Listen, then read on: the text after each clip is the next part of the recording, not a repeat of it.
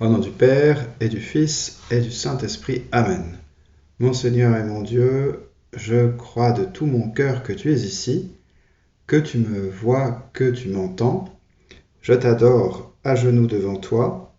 Je te demande le pardon de mes péchés et ton aide pour faire de mon mieux ce moment de prière. Marie, ma Mère Immaculée, Saint Joseph est mon ange gardien, intercédez pour moi. Nous voici donc dans ce dernier jour de l'année, Saint Sylvestre, et il y a deux idées qui spontanément me viennent en tête. C'est d'une part que c'est une occasion de fête, la fin de l'année en général, et aussi que c'est parfois l'occasion de bilan. C'est le 31 décembre, où on regarde un petit peu l'année écoulée, qu'est-ce qui s'est passé, qu'est-ce qu'on peut améliorer. Seigneur, dans cette perspective de fête que nous avons vécue, qui s'approche, nous voulons toujours aussi vivre ces fêtes comme un chrétien. Et pour cela, nous pouvons regarder l'évangile du jour, qui est le prologue de l'évangile selon saint Jean, et nous écoutons cet évangile. Le Verbe était la vraie lumière qui éclaire tout homme en venant dans le monde. Et Jésus, nous te disons, tu es notre lumière, tu es la lumière pour toute ma vie, et y compris dans les moments de fête. Quand nous sommes dans ces fêtes, nous chercherons à nous comporter en chrétiens, et une conséquence de cette charité que nous voulons vivre toujours, c'est que nous pensons aux autres. Et nous pensons à mettre une bonne ambiance là où nous sommes. Comment mettre cette bonne ambiance? En pensant toujours au service des autres, en se mettant à la place des autres, en imaginant qu'est-ce qu'ils pourraient bien apprécier. Qu'est-ce que je peux faire pour eux? Est-ce que c'est leur offrir une conversation, leur offrir quelque chose à manger, ou être attentif à ce qu'ils peuvent me raconter? Et tout ce petit détail-là, ce seront aussi à vivre dans les fêtes, dans les moments, dans les repas, dans les spectacles, dans des moments de plaisir.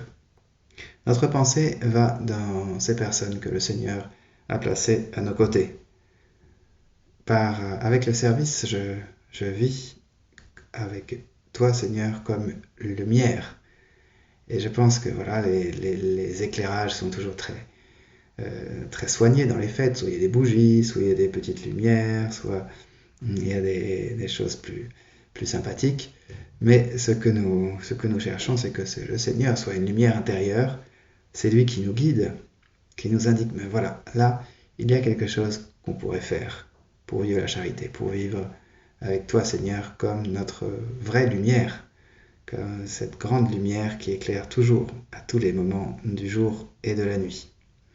Mais ça peut être aussi d'autres détails, comme changer le thème d'une conversation, avoir en tête de quoi parler, ou éviter une chose qu'on dit ou qu'on fait qui pourrait rendre mal à l'aise quelqu'un, qui pourrait lui faire passer un mauvais moment, ou par exemple nous mordre les lèvres si nous avons un bon mot, mais qui pourrait être pris comme une remarque un peu blessante, comme une critique déguisée, ou quelque chose de ce style-là.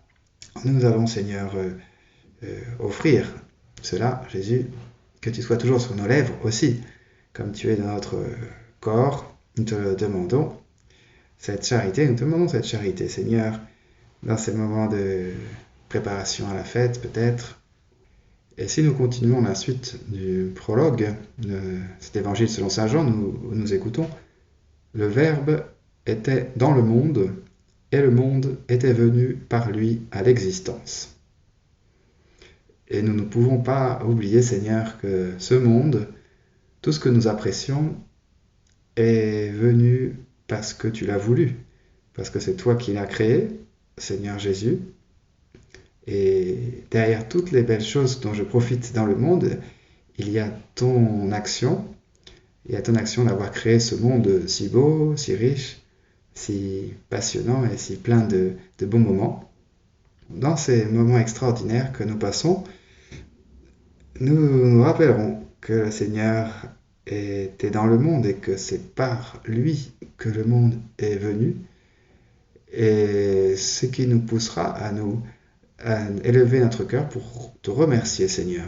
Te remercier de toutes les merveilles que nous voyons, que les personnes ont préparées, ou si nous-mêmes nous préparons des belles choses, des beaux repas, des belles ambiances, des belles décorations, tout ce que nous apprécions. Nous le devons aussi en dernière analyse à toi, Seigneur. Et je te remercie, Seigneur, pour toutes ces choses incroyables que j'ai pu voir, dont j'ai pu profiter. Notre action de grâce, notre remerciement aussi, il peut s'étendre un peu dans cette période, dans ce 31 décembre. On peut aussi avoir une perspective un peu plus large, remercier pour tout ce qui s'est passé dans l'année, tous les moments riches, les moments plaisants. Nous te remercions pour tout ça, Seigneur. Et Seigneur, nous te remercions aussi pour les plus grandes choses que tu nous as communiquées, ton corps, ton sang, toutes les communions que nous avons pu recevoir dans toute cette année. Nous pouvons aussi en profiter pour te remercier. Et il y a tout un tas de rencontres que j'ai pu faire.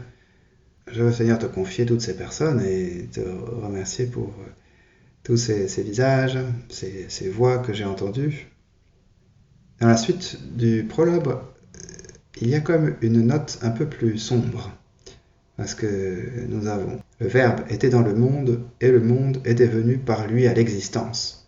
Mais le monde ne l'a pas reconnu, il est venu chez lui, et les siens ne l'ont pas reçu. » Et nous avons, Seigneur, tendance à t'oublier. Nous aussi, parfois, nous avons l'impression que nous sommes comme ce monde qui est évoqué ici. Nous vivons loin de toi, Jésus. Il y a de grands moments comme ça, on dit « Ah mince !» Là, il s'est passé pas mal de temps dans lequel j'ai pas du tout pensé à Dieu, que ce soit pour le remercier, lui demander une faveur. Et même, j'ai pu ne pas l'accueillir, j'ai pu le chasser par mes attitudes, par mes péchés, par mes manques d'amour, quelque chose que j'ai omis. Et dans ces moments de fête, dans ces moments, je veux, Seigneur, qu'il n'y ait pas de moment où je t'oublie. Il n'y ait pas un moment où je sois séparé de toi parce que je ne respecte pas tes commandements. Il y avait un saint, Saint Jean Bosco, qui avait été dans sa jeunesse, il s'était lié d'amitié à un certain nombre de ses camarades. Au début, ses camarades venaient le voir pour profiter de son aide. Il aidait ses camarades, demandaient à Jean Bosco son aide pour leurs devoirs. Bon, au début, Jean Bosco, ça ne le plaisait pas trop, puis à la fin, il les a aidés. Et ensuite, ils se sont devenus de bons amis, et ils formèrent comme une espèce de bande. Et Jean la baptisa la Société de la Joie. Et il avait un règlement très simple pour cette Société de la Joie. Et le premier règlement, c'était ne faire aucune action, aucun discours qui puisse faire rougir un chrétien. Le deuxième point du règlement, c'était accomplir ce devoir scolaire et religieux. Et le troisième, c'était être joyeux. Et dans ce premier point de règlement, il est aussi valable pour nous, pour nos fêtes. Nous voudrions, Seigneur, éliminer tout ce qui pourrait faire rougir un chrétien et dont quelqu'un pourrait avoir honte. Et ça serait, Seigneur, avoir une belle ingratitude à ton égard, Seigneur, si nous commettions le mal dans ces fêtes, dans ces moments plaisants, parce que ça serait, Seigneur, ne pas reconnaître que cela vient de toi, que tu les as rendus possibles, et nous les gaspillons. Nous les gaspillons pour rétrécir notre cœur, pour ne pas aimer, pour faire le mal, pour ne pas être ce témoin de l'Évangile. Nous te demandons, Seigneur, d'écarter de nous ce qui nous écarte de toi. Nous voulons, Seigneur, dans ces fêtes, te rappeler comme tu es bon, pour bien vivre toujours la tempérance, bien vivre cette année, cette nouvelle année aussi avec des résolutions. Mais Seigneur, je veux te confier cette année pour que tu sois ma lumière. Je veux que ce soit la lumière pour mes moments de prière, pour mes luttes tous les jours. Je te remercie, mon Dieu, des bonnes résolutions, de beaux désirs et des lumières que tu as semées dans mon cœur pendant ce moment de prière. Je te demande de m'aider à les faire fructifier. Marie, ma mère immaculée, Saint Joseph et mon ange gardien, accompagnez-moi toujours en chemin.